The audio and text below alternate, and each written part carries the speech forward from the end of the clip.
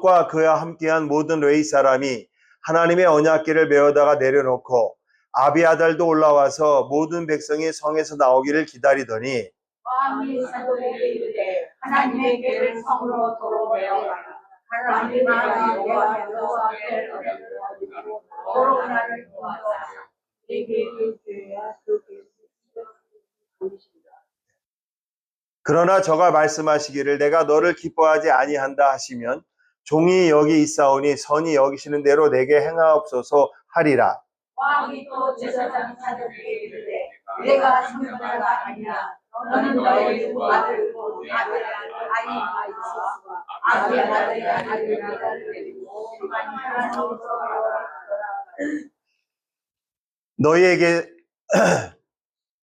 너희에게서 내게 구하는 기별이 올 때까지 내가 광야 나루터에서 기다리리라. 다 같이 합니다.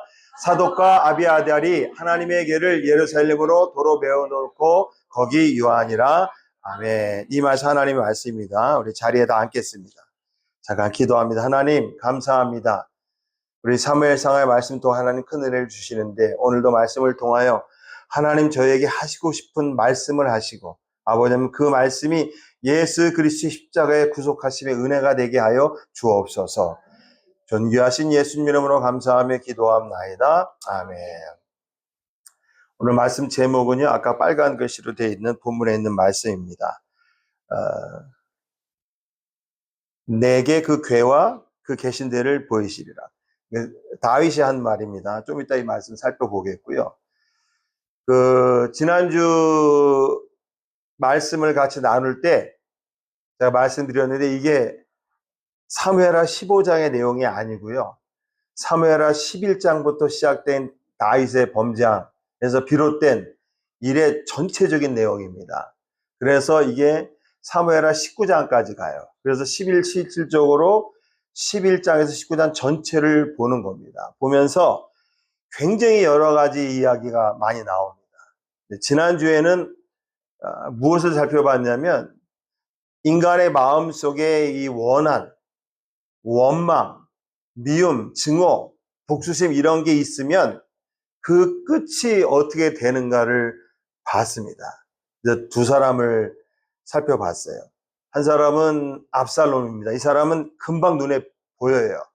무려 11년간 마음속에 원망, 아버지인 다윗 왕에 대한 원망서부터 시작해가지고 한두 가지가 아니죠. 또 원한, 또 자기 여동생을 겁탈한 제일 맏아들인 암논, 자기 형이죠. 이복 형이긴 하지만 그런 원한, 이 원한의 결과가 결국 암논을 죽이는 결과가 나오죠. 미움, 증오, 복수심의 결말이 어떤가 우리가 봤습니다. 성경이 참 재미있는 게요. 압살롬의 트레이드 마크인 머리카락이 나뭇가지에 걸려서 허공에 매달린 채로 죽습니다. 참, 이 성경을 읽어보면요. 진짜 이 외모도 그렇고, 똑똑한 것도 그렇고, 이 모든 게 거의 완벽해 보이는 이 사람이 마음속에 이런 원한과 원망과 미움과 증오, 복수심이 가득 찰 때 얼마나 허망하게 죽는가를 성경이 보여주는 겁니다.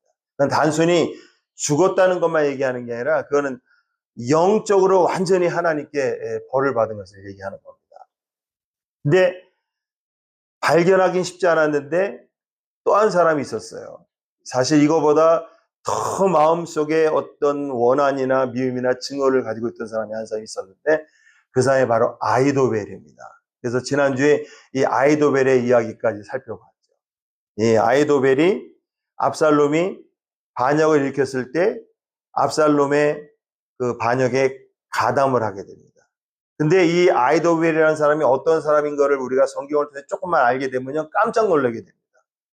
아주 쉽게 얘기해서 이 아히도벨은요, 평생을 다윗과 함께한 사람이에요. 그리고 평생 다윗의 곁에서 조언을 해준 모사였었어요. 모사라는 건 그냥 조언을 해주는 게 아닙니다. 아주 중요한 때에 아주 중요한 어떤 조언을 해주는 사람이에요. 거의 다윗과 평생을 같이 했던 사람이에요. 그런데 이 사람이 다윗을 배신하고 압살롬의 반역에 가담해서 자기의 원망과 원한과 미움과 증오를 복수 갚으려고 했던 모습을 봤습니다. 근데 그게 왜 그랬는가 봤더니 이제 우리 11장부터 19장까지 한 열 몇 사람의 중요한 사람들이 나와요. 근데 그 사람들은 이제 하나씩 할 겁니다. 근데 그 중에 한 명이 아이도벨이에요. 아이도벨의 아들이 엘리암이었었잖아요. 그렇죠? 그 엘리암이라는 사람은 성경에 딱 두 번밖에 안 나와요. 근데 그 엘리암의 딸이 누구였었어요? 네, 바세바였었어요. 그러니까 쉽게 얘기하면요, 바세바의 친할아버지예요. 자기의 손녀딸이 가정이 무너지는 것을 다 봤습니다. 아이도벨이 다윗과 바세바를 몰랐다?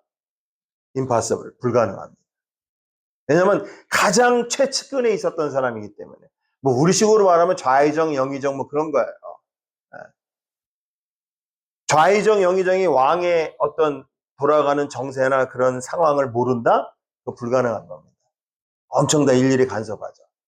근데 이 사람은 이걸 다 알고 있었습니다. 근데 그걸 마음에 간직하고 있다가 압살롬의 반역에 가담을 해서 두 가지 모략을 낸다 그랬잖아요. 하나는 다윗이 압살롬의 반역 때문에 쫓겨가면서 궁에다가 10명의 후궁을 남겨놓고 갔다 그랬죠. 근데 그 후궁은 압살롬의 입장에서 보면은 뭐예요? 어머니 뻘이잖아요. 다윗의 부인들이니까. 근데 그 후궁들이랑 동침하라 하는 모략을 냅니다. 근데 우리가 생각할 때는 정말 말도 안 되는 그런 모략이지만 어떻게 저런 모략이 나왔을까? 근데 그 근원을 딱 찾고 보니까 이 사람의 마음속에도 그런 원한과 원망과 증오와 미움이 있었던 거죠. 다윗 왕에 대한. 근데 그게 정말로 말도 안 되는 그런 모략임에도 불구하고 그대로 이루어집니다. 왜? 그것은 하나님이 이미 나단 선지자를 통해서 사무엘하 12장에 이미 말씀하신 내용이에요. 그것도 너는 은밀히 죄를 행했지만 나는 내 처들을 갖다가 다른 사람한테 줄 것인데 아주 그 백주 대낮에 할 것이다. 실제로 그래서 압살롬이 그 후궁 10명이랑 어떻게 해요? 백성들 보는 앞에서 참 이게 참 성경에 이런 내용도 있구나 할 정도로 동침을 합니다. 하나님의 말씀이기 때문에 그대로 이루어졌죠. 또 하나는 뭐냐면은 이 사람의 마음의 원망과 증오심이 얼마나 강했었냐면 다윗 왕에 대한 특공대 12,000명을 나한테 달라. 그러면 내가 바로 쫓아가서 다윗의 목만 내가 따옵니다. 그러면 압살롬 당신은 이스라엘의 왕으로 우뚝 서게 될 것이다. 여러분 이 아이도벨은요 다윗의 일거수일투족 어떤 행태 이런 걸 다 알고 있는 사람이었었어요. 여러분 항상 외부의 적보다 내부의 적이 무섭습니다. 내부의 적은 나를 알기 때문에. 근데 이거는 실행이 되지 않죠. 이유는 간단합니다. 만약에 그게 그대로 실행돼서 그 모략이 이루어진다면은 그건 하나님의 뜻이 무너지는 거예요. 여러분 하나님의 뜻은 어디에 있어요? 다윗 왕을 있어요. 더 정확하게는 우리가 마태복음에 보면은 예수님의 족보를 보면 누구에 있어요? 하나님의 뜻은 예수 그리스도에 있는 거예요. 그러니까 여러분 성경을 읽으면서 그런 얘기하는 사람 많이 있습니다. 하나님의 뜻이 무엇인지 아느냐 이렇게 물어보는 사람이 있습니다. 그럴 때 이렇게 대답하세요. 하나님의 뜻은 예수님이에요. 예수님. 하나님의 모든 뜻은 전부 예수님을 통해서 성취되고 예수님을 통해서 이루어지는 거예요. 그 선상에 누가 있는 거냐면 다윗이 있는 거예요. 다윗이. 그러니까 절대로 이루어질 수가 없는 거죠. 아이도벨의 계략은. 결국 자기의 계략이 이루어지지 않는 걸 보고 어떻게 합니까? 고향으로 내려가서 다 정리하고 목매달아 죽습니다. 여기도 결론이 뭐냐면 죽음이에요. 이거는 뭐냐면 단순히 인간의 육신적인 죽음을 가리키는 게 아니라 그냥 이렇게 얘기할 수 있어요. 아이도벨은 지옥 같다. 이렇게 얘기할 수 있습니다. 근데 지난주에 이 말씀을 같이 하면서 식사 시간에 장로님께서 이런 말씀을 하셨어요. 질문 같기도 하고 어떤 이야기 같기도 한데 우리 장장로님께서 장로님도 이 성경 말씀에서 조예가 되게 깊으시기 때문에 식사하면 저한테 그런 질문을 했습니다. 아마 정태호 목사님도 들으셨을지. 목사님, 아이도벨이 하나님의 뜻을 진짜 몰랐을까요? 그 질문은 굉장히 중요한 질문입니다. 옆에서 다 평생 봤잖아요. 다윗이 어떤 길을 갔고 하나님이 다윗을 통해서 어떻게 역사하셨고 어떻게 왕이 됐고, 그죠? 그리고 나단 선지자를 통해서 한 말, 구체적으로 많이 한 말 들으면 솔로몬을 통해서 사무엘 하에는 나오지 않지만 저 뒤에 가면 다 나옵니다. 열왕기상이나 역다상에 보면은 솔로몬을 통해서 하나님께서 그 역사를 이뤄 가신다는 거. 우리가 살렘이라는 주제를 가지고 진짜 대여섯 번 설교를 했잖아요. 그렇죠? 아이도벨이 이걸 몰랐을까요?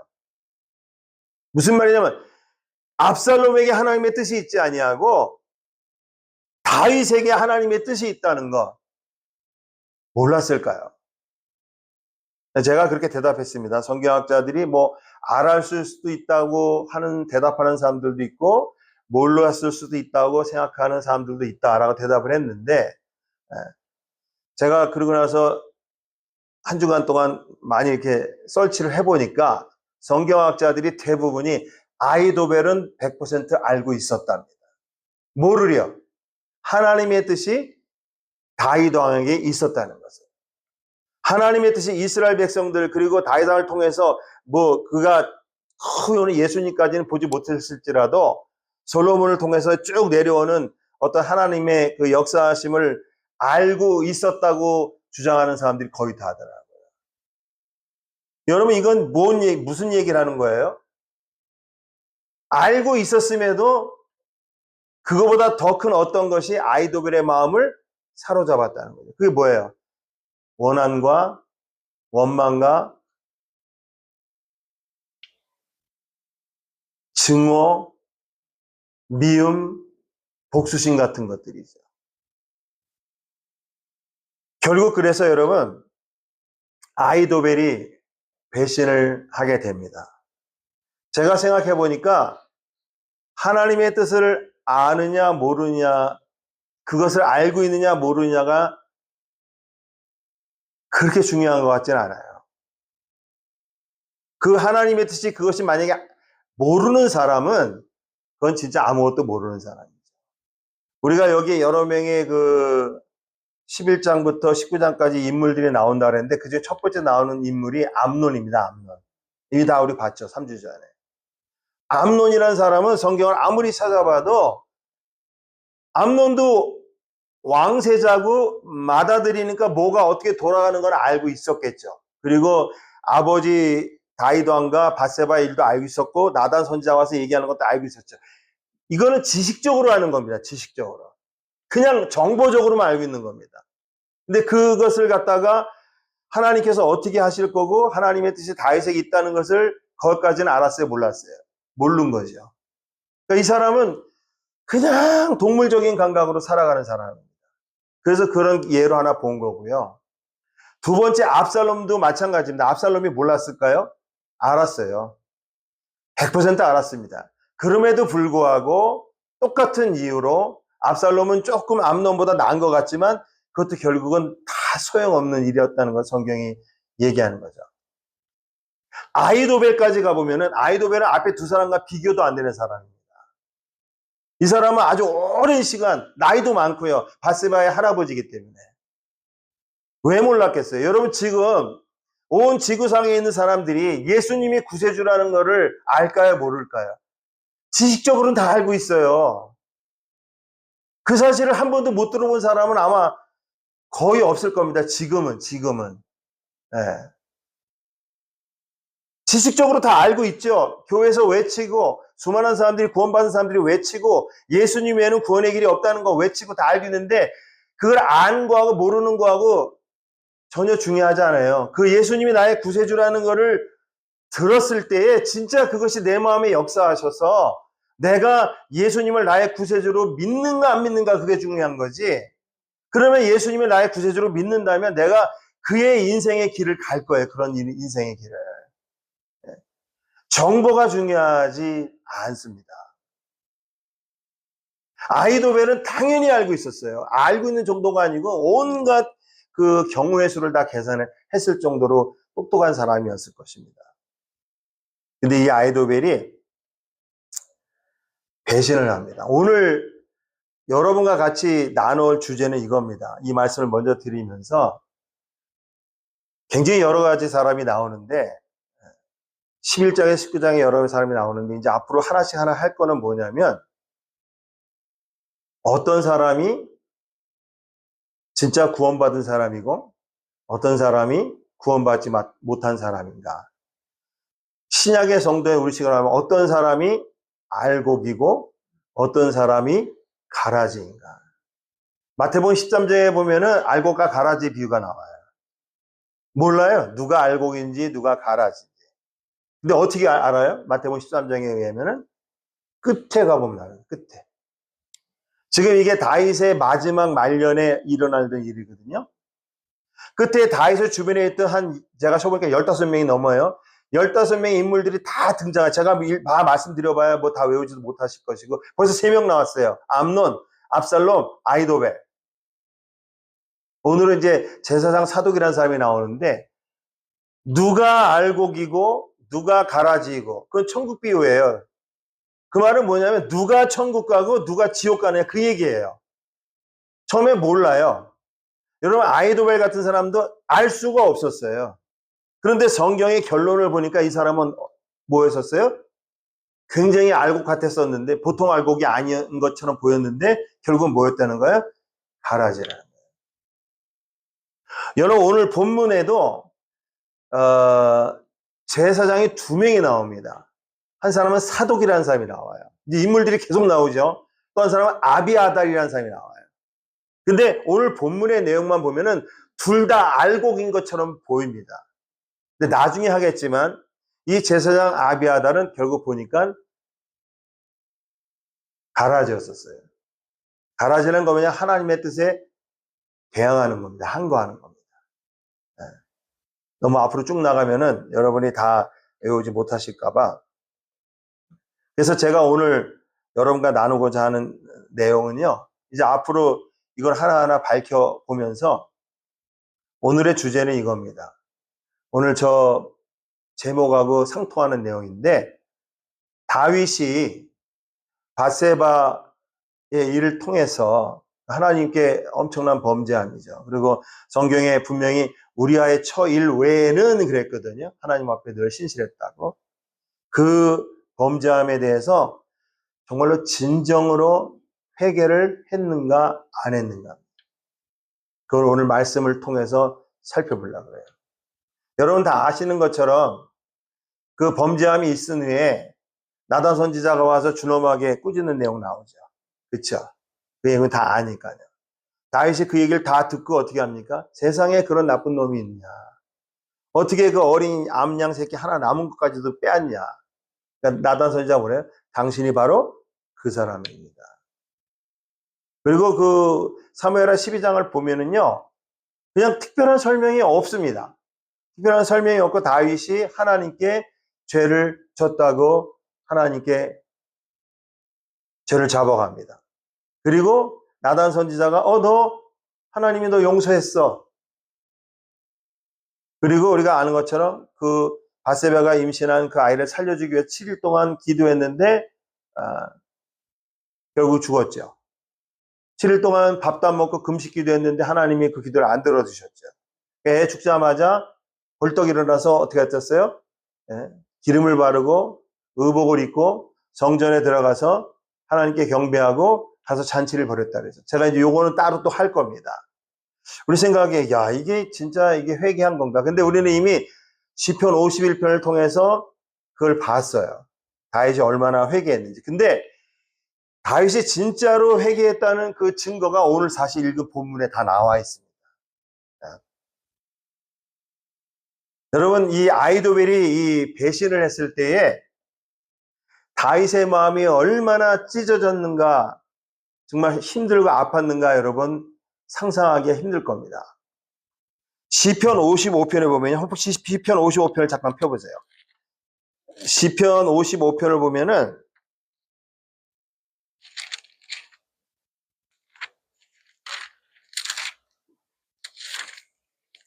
다 찾으셨어요? 거기에 아마 그 제목이 제 성경이랑 다를 수도 있는데 친구의 배신을 호소함 이렇게 되어 있습니다.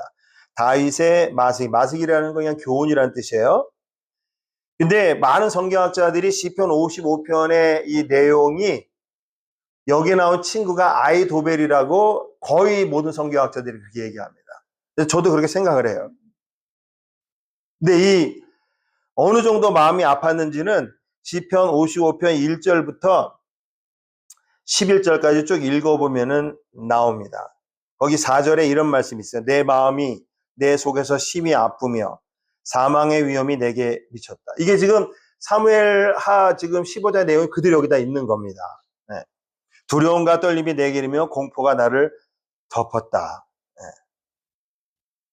지금 이게 다윗의 마음이에요. 이게 아이도벨의 배신으로 인한 시편이라고 모든 성경학자들이 이렇게 얘기를 합니다. 그러면서 거기 이렇게 얘기를 해요. 12절에 보면은 제가 개역 성경으로 한번 읽어볼게요. 나를 책망한 자가 원수가 아니라 원수일진데 내가 참았으리라. 나를 대하여 자기를 높이는 자가 나를 미워하는 자가 아니라 미워하는 자일 텐데 내가 그를 피하여 숨었으리라.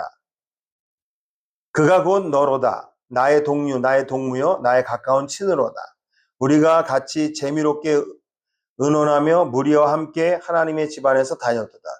이 개역성경 무슨 말인지 잘 몰라요. 제가 새 번역이라는 것을 통해서 한번 좀 다시 한번 읽어볼게요. 나를 비난하는 자가 차라리 내 원수였다면 내가 견딜 수 있을 것이다. 이게 무슨 말이에요? 이 배신한 친구가 원수였다는 거예요? 원수가 아니었다는 거예요? 원수가 아니었다는 걸 얘기하는 겁니다. 차라리 그 사람이 나의 원수였으면 내가 그거 충분히 받아들인다는 건데 원수가 아니었다는 거예요. 나를 미워하는 자가 차라리 자기가 나보다 잘났다고 자랑하는 내 원수였다면 나는 그들을 베어 숨기로 하다. 이게 뭐냐면 이 사람이 미워하는 자였다는 거예요? 미워하지 아니하는 자였다는 거예요? 미워하지 아니하는 자였다는 거예요. 그러면서 이렇게 합니다. 그런데 나를 비난한 자가 바로 너라니. 이게 새 번역이에요. 나를 미워하는 자가 바로 나의 동료, 내 친구, 내 가까운 벗이라니. 우리는 함께 두터운 우정을 나누며 사람들과 어울러 하나님의 집을 드나들곤 했도다. 이게 아이도벨을 가리킨다는 거예요. 저도 그렇게 생각합니다. 제가 전성경으로도 한번 읽어볼게요. 나를 비난한 자가 원수가 아니라 그랬다면 내가 참았으리라. 똑같은 내용입니다. 원수가 아니었다는 거예요. 근데 배신했다는 겁니다. 나를 대적하여 자신을 높인 자가 나를 미워하는 자가 아니라 그랬다면, 이게 뭐 그랬다면이라는 게 뭐예요? 이 사람이 나를 미워하는 자가 절대로 아니었다는 겁니다. 근데 원수가 되었고 미워하는 자가 되었다는 거야. 그러나 그가 곧 너였도다. 나의 동료요 가까운 친구요 잘 아는 친구였도다. 우리가 함께 즐겁게 의논하며 무리지어 하나님의 집으로 다녔도다. 여러분 시편 55편을 보면은요 다윗의 마음을 알 수가 있습니다. 근데 아이도벨은 이런 사람이었는데도 불구하고 결국 하나님께서 다윗을 통해서 하신 모든 역사를 두 눈으로 다 보고 그 모든 정보를 다 알고 있음에도 불구하고 결국 그 사람은 하나님의 뜻을 쫓은 거예요? 아니면 인간의 뜻을 쫓은 겁니까? 인간의 뜻을 쫓아간 거예요. 그게 결국 자살하고 맙니다. 이게 녹음이 되기 때문에 이제 실명을 제가 얘기는 안 하려고 그래요. 제가 이 아이도벨에 관한 설교를 굉장히 많이 들었어요. 근데 한때 그 LA에서 제일 큰 교회 목사님이고 오아무개 목사예요. 일단 우리 집사람의 친척은 아닙니다. 그리고 지금 한국에 뭐 제일 큰 교회인지 아닌지 모르겠지만 아무튼 서울의 강남의 큰 교회 아마 은퇴한 것 같은데 한두 달 전에 오아무개 목사님이 이 부분에 대해서 설교하는 내용을 제가 들었습니다. 그래서 야 이분은 도대체 이 부분에서 어떻게 설교하나. 간단히 말해서 이겁니다. 이 아이도벨은 그분 얘기가 굉장히 똑똑한 사람이었어요. 그 성경에 얘기하니까. 왜냐하면 아이도벨이 내놓는 그 모략은요, 지략은요, 하나님께 여쭈어봐서 받은 거가 일반이라고 그랬잖아요. 다윗도 그걸 알고 있었어요. 그래서 아이도벨이 압살롬의 반역에 가담했을 때 제일 먼저 하나님께 기도한 게 여호와여 아이도벨의 모략을 어리석게 하옵소서. 그 기도예요. 왜냐하면 이 사람이 얼마나 똑똑하고 얼마나 이 지략과 모사가 뛰어난 사람이라는 걸 알기 때문에. 근데 이분의 설교가 그거예요. 아이도벨이 아주 똑똑한 사람이라는 거예요. 모든 정세나 이 돌아가는 판단이나 하나님이 어떻게 했다는 것을 다 알고 있었다는 거예요. 근데 이 사람의 실수는 한 가지라는 거예요. 정치적으로 줄을 잘못 섰다는 거예요. 정치적으로 이런 정보를 다 알았으면 압살롬이 반역을 했어도 다윗에게 끝까지 붙어 있어야 되는데 정치적으로 판단을 잘못해서 다윗에게 줄을 섰다는 거예요. 아니죠. 압살롬에게 줄을 섰다는 겁니다. 첫 번째 이분 설교에 뭐가 안 나오냐면요. 이 아이도벨이 어떤 사람이라는 게 안 나와요. 엘리암, 바세바. 그죠? 아는지 모르는지 전혀 언급이 없습니다. 이 사람 마음속에 갖고 있던 원한과 원망과 그 증오, 이 얘기가 전혀 없어요. 그러니까 제가 볼 때는 함부로 얘기하면 안 되는데 성경을 잘 모르시는 것 같아요. 그리고 그걸 알았다 할지라도 줄을 잘못 썼다? 여러분, 우리의 인생이 어디에 줄을 쓰는가에 따라서 달라집니까? 그거는 지극히 세속적인 생각입니다. 여러분, 이 세상에 어떤 인간이든 누구든 그 인간에게 줄을 쓰면요, 그건 다 망하는 길이에요. 다 망하는 길입니다. 만약에 우리가 정말로 줄을 서야 될 때가 있다면 그건 오로지 예수님 뒤에요. 예수님 뒤에. 예수님만 쫓아가야 돼요. 예수님만. 여러분, 사도 바울이 예수님 만난 다음부터 계속 하는 말이 있습니다. 나는 이제부터 아무것도 생각하지 않는다. 내가 지금까지 알고 있던 모든 것을 다 분토만 똥만치 못하게 다 버린다. 나는 오로지 표대 대신 예수 그리스도만 보고 주님만 쫓아가겠다는. 줄을 잘못 쓴 게 아니에요, 여러분. 정말로 어처구니 없는 설교입니다. 여러분, 이게 왜 그러냐면요. 아까 말씀드린 누가 알곡이고 누가 가라진지 11장부터 19장부터 해서 15명 이상이 나오는데 하나님께서 쫙 다 갈라져요. 여러분은 전부 다 알곡이 되시기를 주님으로 축원합니다. 네.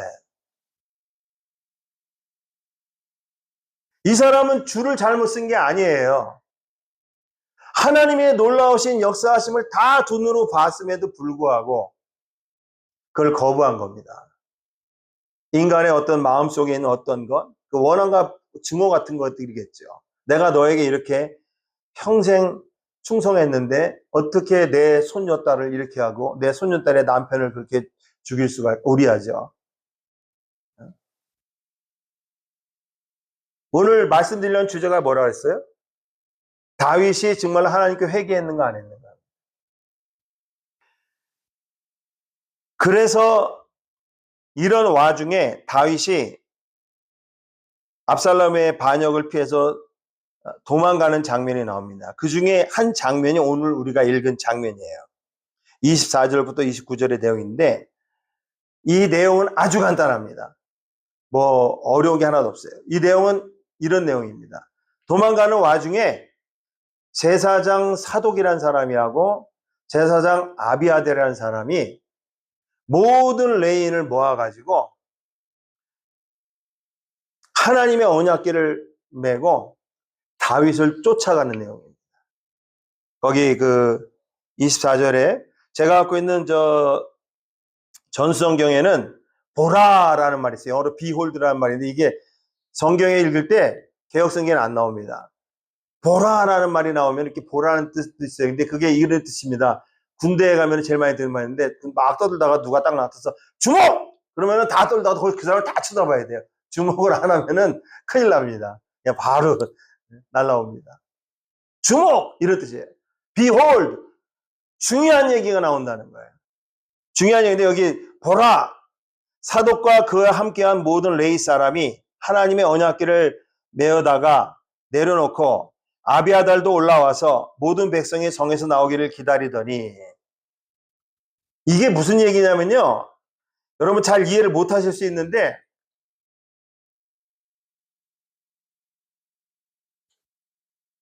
지금 상황에서는 이게 무슨 의미냐면은 하나님께서 하나님의 뜻이 어디에 있는다는 것을 명확하게 보여주는 사건입니다. 하나님의 언약궤가 누구와 함께 있느냐?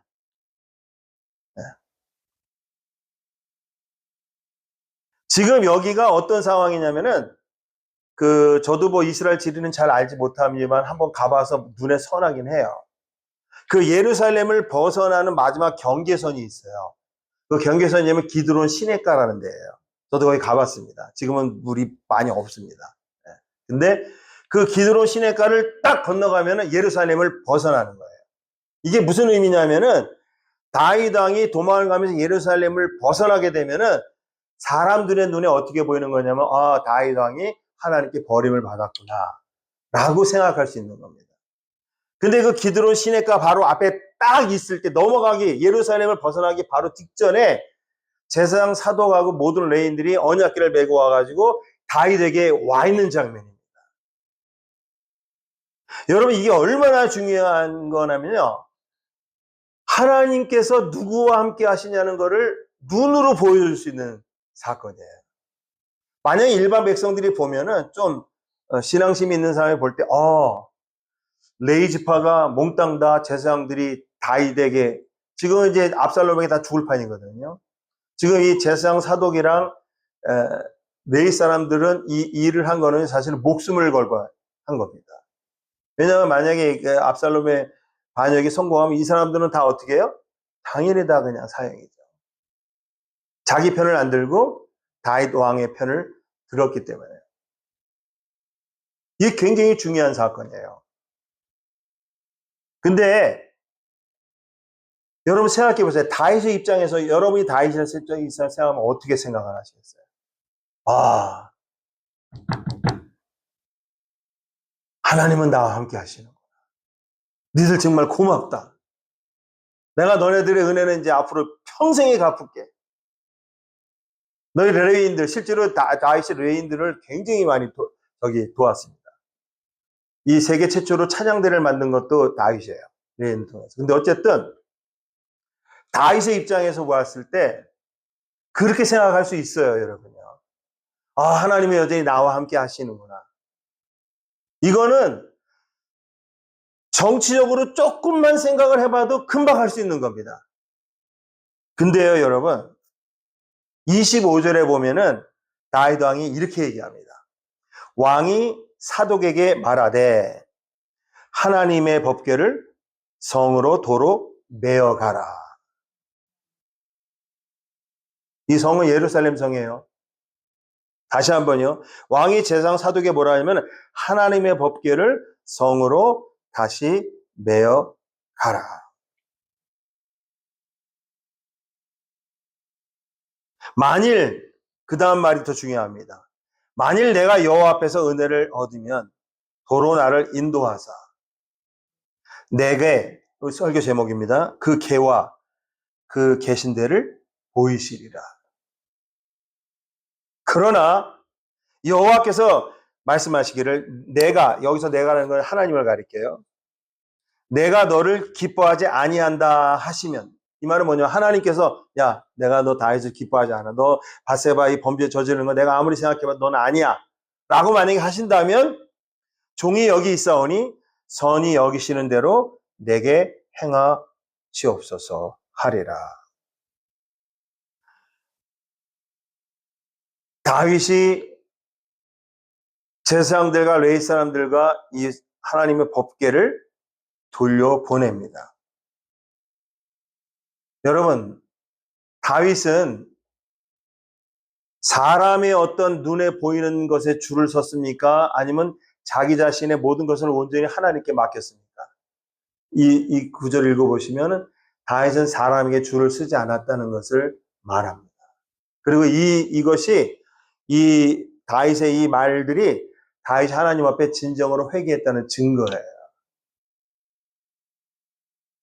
지금 다윗의 입장에서는 하나님이 나와 함께 하시네. 그래 너네도 나랑 같이 가자. 여호와의 법궤가 나와 함께 있는데 내가 무슨 걱정이 있겠어. 그랬다면 아닐 겁니다.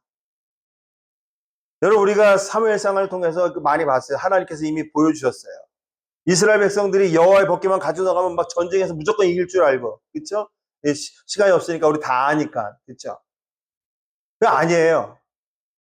아무리 레위 지파들이, 제사장들 지파들이, 하나님의 선택하신 제사장 지파인 레위 지파들이 다 다윗의 편을 들어도요, 다윗은 그것을 거절하고 하나님의 법궤를 성으로 도로 베어가라고 얘기합니다.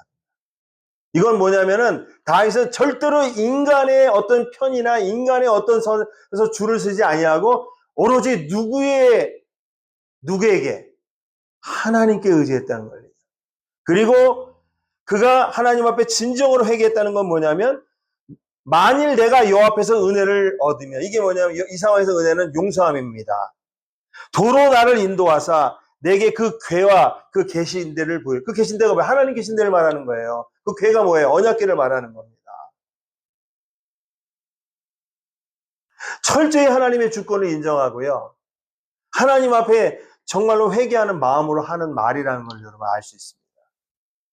그러면서 또 이렇게 얘기합니다. 그러나 여호와께서 내가 너를 기뻐하지 아니하신다 하시면, 이거 하나님 마음이죠. 그렇죠?